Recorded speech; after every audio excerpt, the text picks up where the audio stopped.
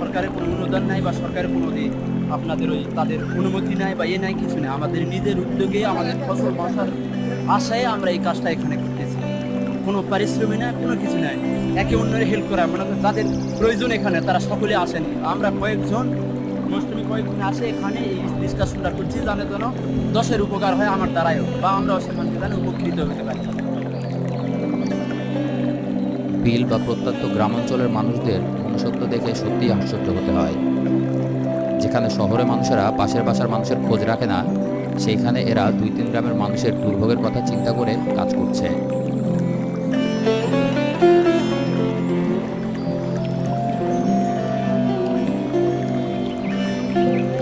আপনারা কি চান এমন কথা জানতে চাইলে তারা জানান, আমাদের এখানে যখনই যে সমস্যাটা সমাধান, মানে সমস্যার সম্মুখীন হবো,